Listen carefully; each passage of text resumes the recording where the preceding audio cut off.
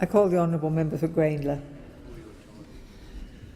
Thank you, Madam Speaker. I'm humbled to be able to make a contribution to this very significant condolence debate and follow the generous and kind words of the Prime Minister, the Leader of the Opposition, the Deputy Prime Minister, the Deputy Leader of the Opposition and others who've made a contribution.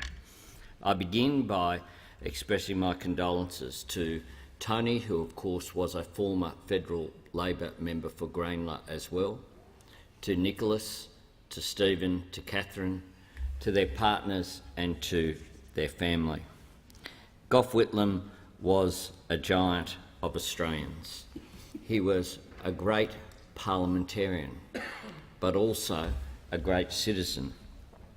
At a time where much of political debate is in the weeds and the details, he soared above the political landscape as a figure in Australian politics.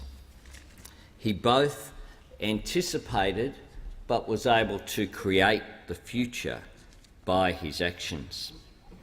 He was someone who, whether in a small room, at a dinner or at a public event, everyone else seemed to fade to black and white, while this giant of a man physically, intellectually, appeared there in full colour and dominated wherever he was. He, I think, came to office with an extraordinary agenda. The Whitlam and Barnard government, of course, was the entire government for 15 days. Gough had 13 portfolios. In a rare sense of generosity, Barnard had 14. He worked on all the reforms that he could deliver without legislation, reforms that had been in the waiting, some of them, for 23 years. He ordered full diplomatic relations with China and ended relations with Taiwan. He withdrew troops from Vietnam. At that time, there were 7 young men incarcerated in jail for refusing to serve in Vietnam. He released them under the powers that were there for ministerial intervention, and they were released from jail. He reopened the equal pay case before the Conciliation and Arbitration Commission. He appointed Elizabeth Evatt to that commission.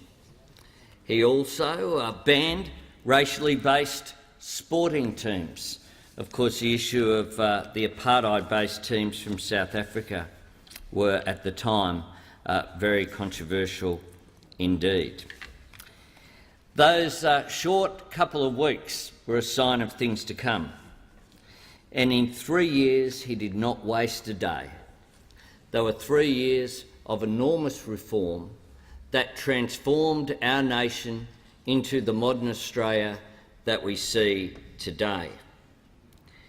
His passing will have a huge impact on so many Australians because he had an impact on them. When Gough was elected, I was, living in Camperdown with my mum and my grandparents. I had got to hand out in 1972, as you did, as part of the faith in 1972, and I remember the extraordinary celebration that was there in my local community, where people, I think, had been thinking that Labor would never quite get across the line.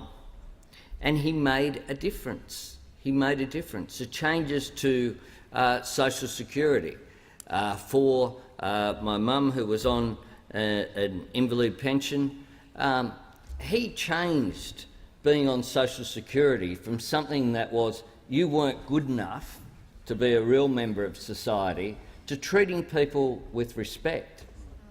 He transformed the health system by the introduction of Medibank, torn down when the Conservatives came back into office, but now essentially an article of faith in this parliament whereby no one can openly say that they're opposed to the universality of public health care. He changed education so it was based on merit, not how wealthy our parents were. His reforms sent a message to young people all over the country: dare to dream, be your best, aim high. And that was a call which was answered by many people on all sides of the chamber, who are the first people in their family to go to university. He opened up internationally and saw Australia as not just an adjunct to the motherland based in London, but as a nation that could stand on our own 2 feet proudly. He recognised, of course, made the first major steps after the struggle of Aboriginal and Torres Strait Islander Australians and their supporters.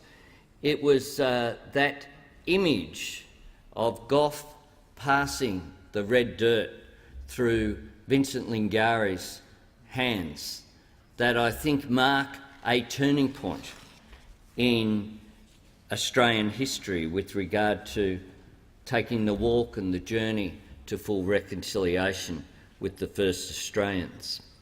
As Paul Kelly perhaps put it very eloquently in his song, "From little things, big things grow," and indeed they have from that. And of course, in terms of the artistic community, he transformed the way that we see ourselves. Speaking of Paul Kelly, of course, 2JJ and recognition of youth music culture was a part of Gough's recognition. Of course, an area that has been inspired much of my contribution to this parliament has been infrastructure and urban policy and regional economic development, along with his dear friend and comrade Tom Uren, who is my mentor more than anyone else in political life. I spoke at the National Press Club 3 weeks ago, and I began that speech by quoting Gough Whitlam in 1972 at his Blacktown Civic Centre campaign launch, where he said, "A national government which cuts itself off from responsibility for the nation's cities is cutting itself off from the nation's real life. A national government which has nothing to say about cities has nothing relevant or enduring to say about the nation or the nation's future.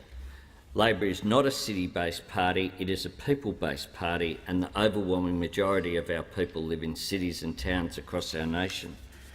The fact that you can say so many of Gough Whitlam's quotes in 2014 and they are as relevant today as they were then is indicative of just how far ahead of the game he was.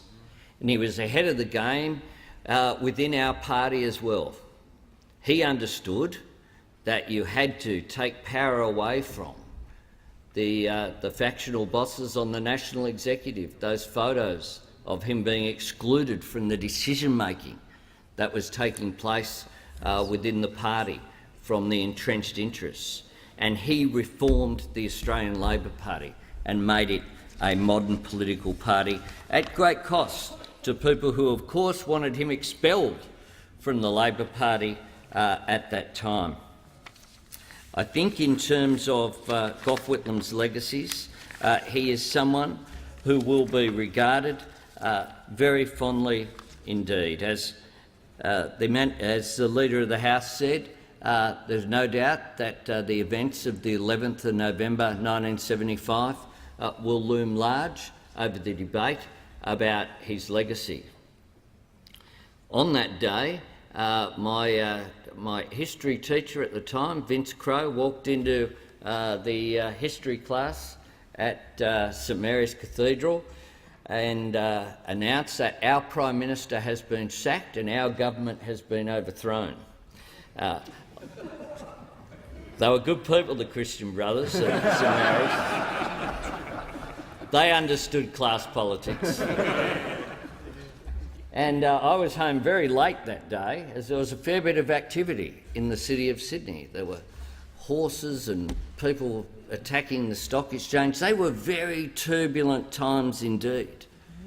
Gough Whitlam played a role in spite of the great injustice that had been done to the government. He played a role in keeping national cohesion then and beyond.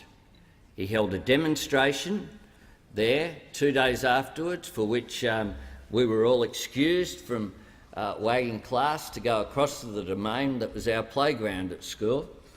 And at that time, he said, "Express your views through the ballot box." He was a great Democrat, was Gough Whitlam, and he'll be remembered for it.